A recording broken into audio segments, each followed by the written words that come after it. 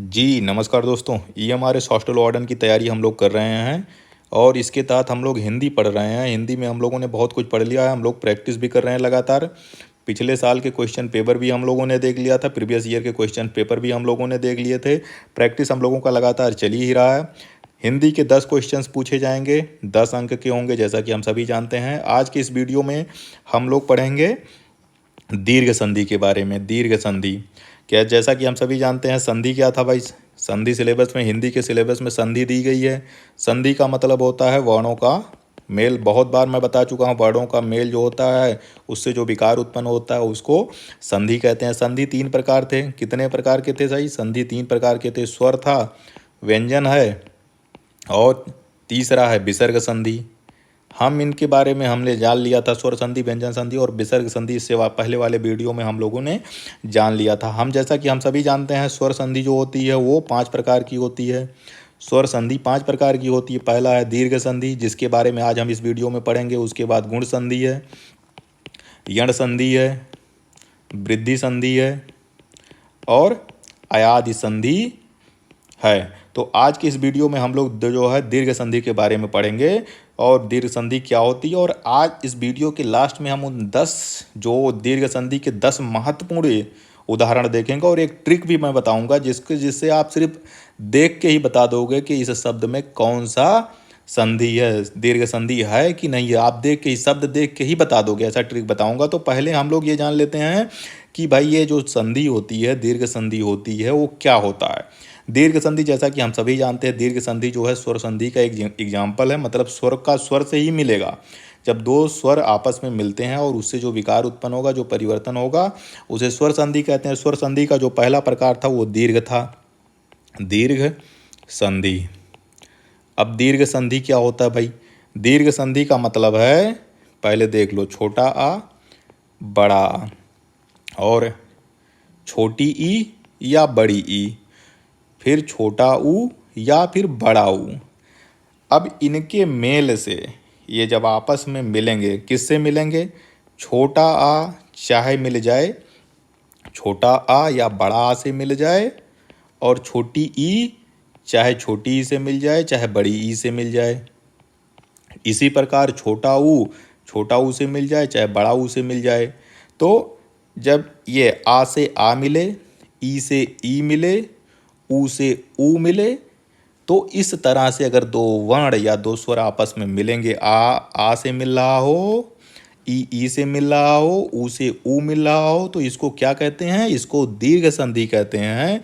जब इसमें से कोई भी मिल जाए, आ बड़ा आ से मिल सकता है, बड़ा आ छोटा आ से मिल सकता है, छोटा आ छोटे आ से मिल सकता है, बड़ा आ बड़ा आ से मिल सकता है। ये जब आपस में मिलेंगे, इसमें से कोई किसी से मिले, चाहे आ इससे मिल जाए चाहे इससे मिल जाए, ये चाहे इससे मिल जाए चाहे इससे मिल जाए, मिलने के बाद ये हमेशा बड़ा आ ही होंगे, बड़ा आ ही होंगे। इसी प्रकार ई चाहे ई से मिल जाए और चाहे बड़ी ई से मिल जाए, बड़ी ई चाहे छोटी ई से मिल जाए चाहे बड़ी ई से मिल जाए, जब भी ये मिलेंगे तो ये बड़ी ई ही होंगे। इसी प्रकार ऊ चाहे छोटा ऊ से मिल जाए चाहे बड़ा ऊ से मिल जाए, बड़ा ऊ चाहे छोटा ऊ से मिल जाए चाहे बड़ा ऊ से मिल जाए, हमेशा ये बड़ा ऊ ही होंगे। अब ये बड़ा आ, बड़ी ई, छोटा ऊ, ये सब क्या होते हैं? ये दीर्घ स्वर संधि होते हैं। ये दीर्घ स्वर हैं, दीर्घ स्वर।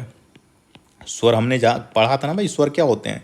अरे छोटा आ, बड़ा आ, छोटी ई, बड़ी ई, बड़ा ऊ, री, ए, आई, ओ, ये सब क्या है? ये स्वर हैं। स्वर को बोलने के लिए, उसके उच्चारण के लिए, उसके प्रोनाउंसिएशन के लिए हमें किसी और शब्द की ज़रूरत नहीं पड़ती है। उसके बाद का से लेके ज्ञा तक जितने शब्द होते हैं उनको व्यंजन कहते हैं। अब स्वर 2 प्रकार के थे, ह्रस्व स्वर और दीर्घ स्वर। दीर्घ स्वर मतलब जैसे जो छोटा आ होता है उसको ह्रस्व स्वर कहते हैं, बड़ा आ को दीर्घ स्वर कहते हैं, छोटी ई को ह्रस्व स्वर कहते हैं, बड़ी ई को दीर्घ स्वर कहते हैं। इसी प्रकार छोटा ऊ को ह्रस्व स्वर कहते हैं और बड़ा ऊ को दीर्घ स्वर कहते हैं। तो इसमें जब ये आपस में मिलते हैं, आ से मिल जाए, ई से मिल जाए, ऊ से मिल जाए, तो हमेशा दीर्घ हो जाते हैं, यानी बड़ा हो जाएगा, बड़ी ई हो जाएगा और बड़ा ऊ हो जाएगा। तो ये दीर्घ संधि हो जाएगी। अब दीर्घ संधि की हम अपने यहाँ पे 10 एग्जाम्पल को देख लेते हैं। यहाँ पे हमने सब दे दिया है, लेकिन हमें आज की इस वीडियो में सिर्फ हमें हमारा मतलब है दीर्घ संधि से। गुण संधि भी है, वृद्धि संधि भी, यण संधि भी है, अयाज संधि है। इसकी बात हम अगले वीडियो में करेंगे। फिलहाल हम सिर्फ आज की इस वीडियो में दीर्घ संधि के बारे में पढ़ेंगे। हमने कहा था कि आपको मैं 10 एग्जाम्पल बचाऊंगा, और वो 10 एग्जाम्पल अगर आप ध्यान से पढ़ लोगे तो दीर्घ संधि में कहीं से कुछ भी पूछ लिया जाए वो आप कभी भी आपका गलत नहीं होगा। और ये आज नहीं, अब किसी भी एग्जाम में हिंदी की अगर दीर्घ संधि पूछी जाएगी या संधि पूछी जाएगी तो आपका 100% सही होगा। चलिए देखते हैं क्या है।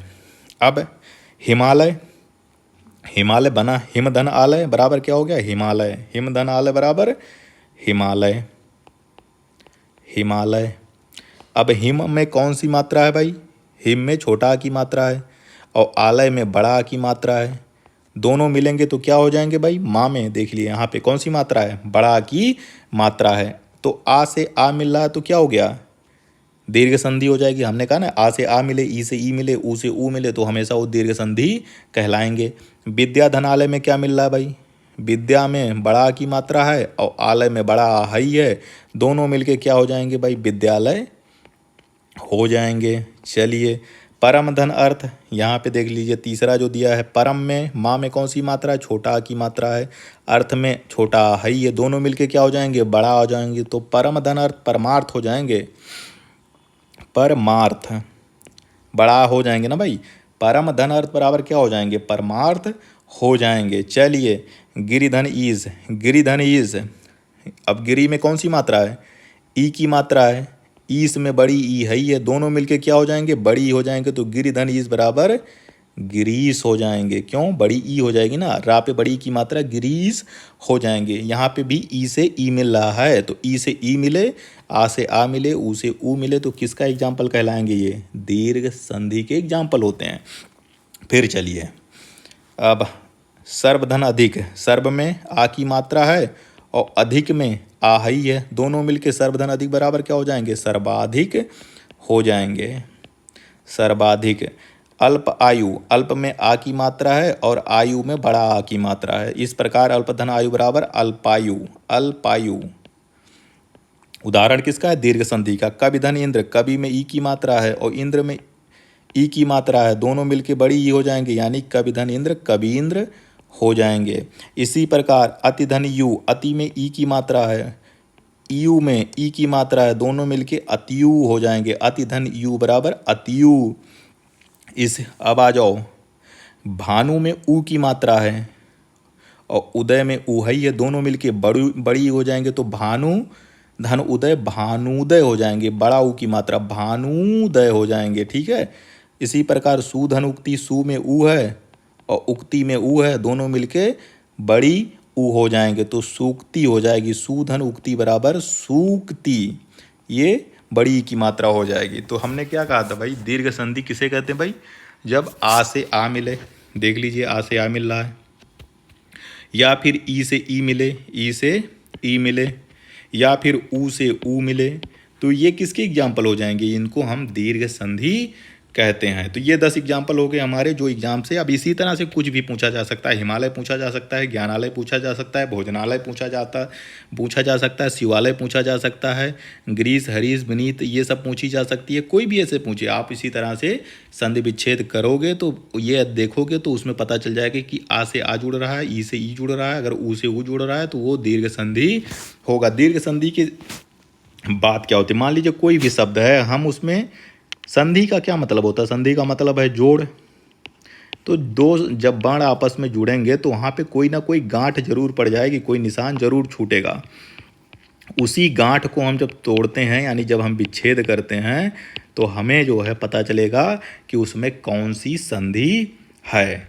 अब मान लीजिए हमने कहा ट्रिक क्या है इसका, दीर्घ संधि जानने का क्या ट्रिक है। ट्रिक ये है कि अगर बीच में जो शब्द, अगर आपका कोई भी शब्द दिया गया उसके बीच में विच्छेद दिया है तब तो आप पता ही दोगे। मान लीजिए हिम धन आलय दिया है तो आप तो पता लगा लोगे कि हिम में आ की मात्रा और आलय में बड़ा आ की मात्रा, दोनों मिलके बड़ा हो जाएंगे तो हिमालय हो जाएगा। लेकिन हिमालय दिया हो तो हिमालय को आपको तोड़ना पड़ेगा। जब हिमालय को तोड़ोगे तब आप उसका विच्छेद करोगे, तब जान पाओगे कि उसमें दीर्घ संधि है कि गुण संधि है कि वृद्धि संधि है। तो जब आप कोई शब्द तोड़ो या जो शब्द दिया उसके बीच में देखोगे तो दीर्घ संधि में क्या है, उसमें बड़ा की मात्रा होगी, उसमें बड़ी की मात्रा हो, उसमें बड़ा ऊ की मात्रा हो कहीं पे भी, तो बड़ा आ अगर बीच में आपको कहीं दिख रहा है, बड़ी ई आपको बड़ी ई की मात्रा दिख रही हो, या फिर बड़ा ऊ की मात्रा आपको दिख रही हो, तो वो किसका एग्जाम्पल हो जाएगा? वो दीर्घ संधि का हो जाएगा। आप देखिए कहीं पे बीच में 2 पाई लगी हो, या कहीं पे जो है इस तरह की मात्रा बड़ी ई की मात्रा लगी हो या बड़ा ऊ की मात्रा लगी हो, तो बीच में अगर इस तरह से आपको किसी भी शब्द में दिख जाए तो ये आपको मान के चलिए मोटा मोटा कि वो दीर्घ संधि ही होगा। जैसे हिमालय में बड़ा की मात्रा, विद्यालय में बड़ा की मात्रा, परमार्थ में बड़ा की मात्रा, ग्रीस में बड़ी की मात्रा, सर्वाधिक में बड़ा की मात्रा, अल्पायु में बड़ा की मात्रा, कबींद्र में बड़ी की मात्रा, अतियु में बड़ी की मात्रा, भानुदय में बड़ा ऊ की मात्रा, सूक्ति में बड़ा ऊ की मात्रा। इस तरह आप जो है इस ट्रिक से ये भी बता लोगे कि इसमें कौन सी संधि। अगर आपको ये वीडियो अच्छा लगा हो तो प्लीज़ चैनल को लाइक शेयर सब्सक्राइब जरूर कर दीजिएगा। अगले वीडियो में हम लोग गुण संधि के बारे में पढ़ेंगे।